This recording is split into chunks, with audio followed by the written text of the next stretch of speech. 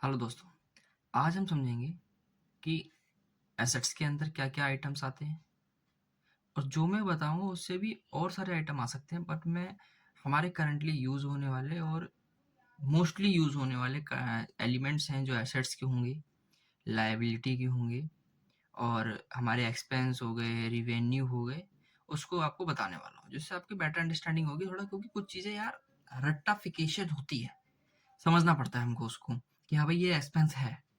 क्योंकि थोड़ी क्लैरिटी आती है। अगर कोई चीज़ आप रट जैसे कोई चीज़ रट जाती है तो हमें ईज़िली हो जाता है। रटना मतलब हम कॉन्सेप्चुअली समझ गए हैं कि हाँ भाई ऐसे नहीं जाएगा, उसकी ज़रूरत होती है, ठीक है? तो कंटिन्यू करते हैं हम अब इस तरह से, ठीक है? आपको डिस्प्ले शो हो गई होगी, ठीक है? एलिमेंट लिखते हैं पहले हम। सबसे पहले हम बात करेंगे एसेट्स की। ज़्यादा पातर हो गो, ठीक है, ठीक है? पहले हम बात करने वाले हैं एसेट्स की, कि एसेट्स के अंदर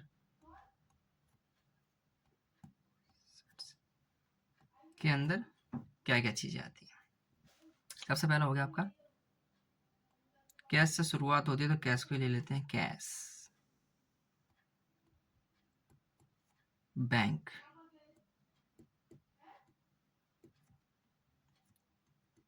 plant and machinery,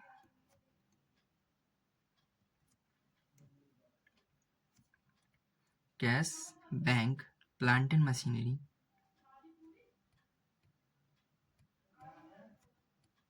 sundry debtor. Cash हो गया, bank, plant and machinery, sundry debtor,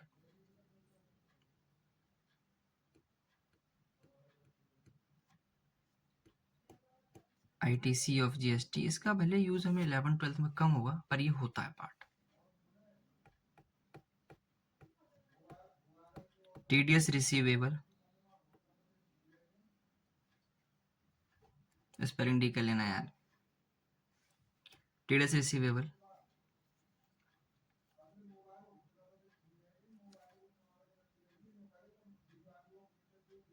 intangible assets,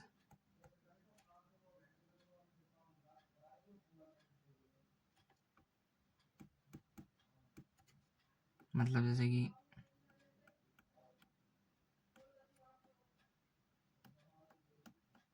trademark,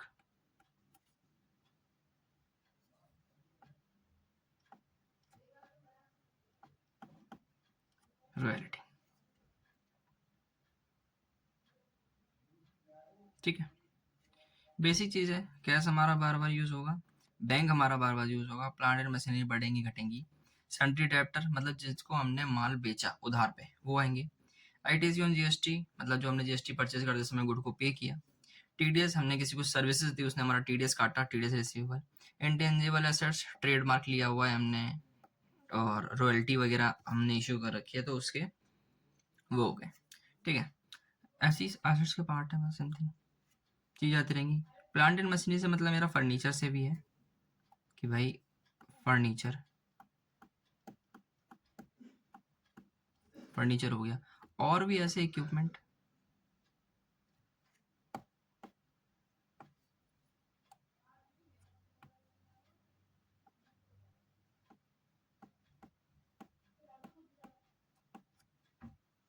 है कि नहीं? ठीक है, अब आते हैं हम लाइबिलिटी।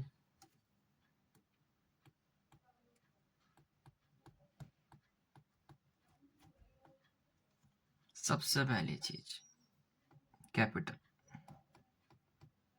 देखिए चीजें मैं आपको अभी के हिसाब से बता रहा हूँ, जैसे कैपिटल होता है, फिर शेयर एंड कैपिटल आता है, ऑथराइज कैपिटल आता है, पेड अप कैपिटल भी आता है, रिजर्व एंड सरप्लस भी आता है, लेकिन जो मेन चीज अभी हमें इंपॉर्टेंट जो उसके अंदर आती है वो हम सीखेंगे। कैपिटल आ जाती है, रिजर्व्स,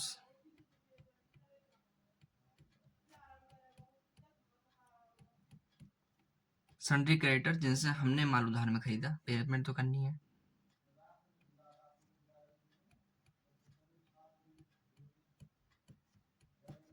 ओवरड्राफ्ट अकाउंट हम कंपनी को फैसिलिटी मिलती है ओडी अकाउंट की तो उसकी लायबिलिटी,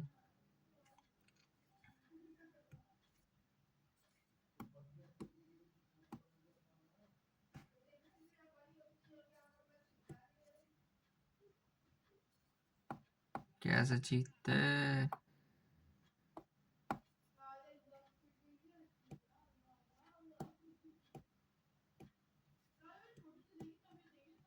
प्रोविजंस,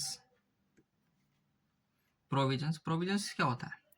कुछ ऐसे खर्चे आने वाले होते हैं जो कंपनी को असर्टेन कर लेती है कि हमें पता है कि खर्चे आने वाले हैं, हमारा को पता है 2 महीने बाद कि दिवाली है, तो आप क्या करेंगे?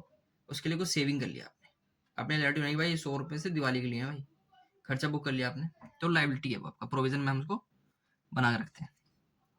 फिर बाद में जो एक्सपेंस आता है उसको क्रेडिट कर देते हैं, खत्म कर देते हैं। तो कैपिटल हो गया, रिजर्व हो गया, सन्ड्री क्रेडिटर हो गया, ओवरड्राफ्ट अकाउंट हो गया और प्रोविजंस हो गए हमारे। और भी बहुत चीज़ें आती हैं इसमें, जैसे शॉर्ट टर्म बोरोविंग,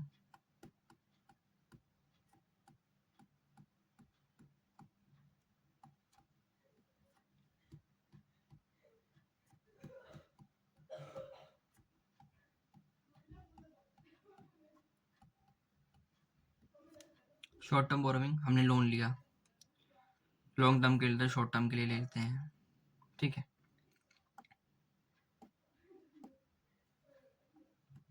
सिक्योर्ड होता है लोन,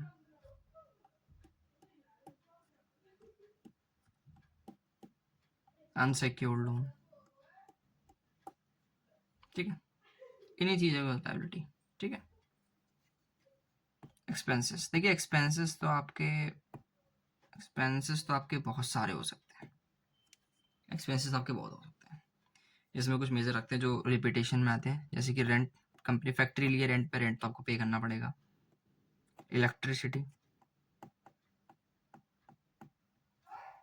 टेलीफोन, रेंट हो गया, इलेक्ट्रिसिटी हो गया, टेलीफोन हो गया।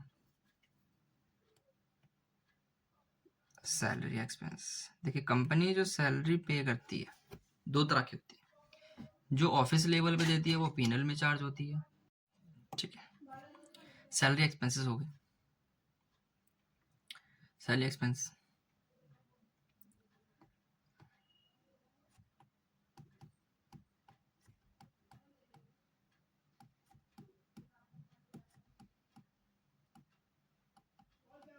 एनी अदर एक्सपेंसेस, इनडायरेक्टली जो भी एक्सपेंस खर्च होने वाला है वो हमारा एक्सपेंस हो जाएगा। अब बात करेंगे प्रॉफिट,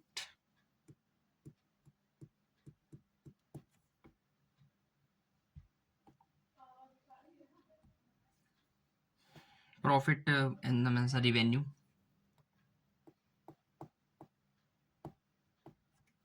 रिवेन्यू और पीएनएल। रिवेन्यू और पीएनएल में क्या हो सकता है? सिंपल, पहला तो हमारा सेल हो गया,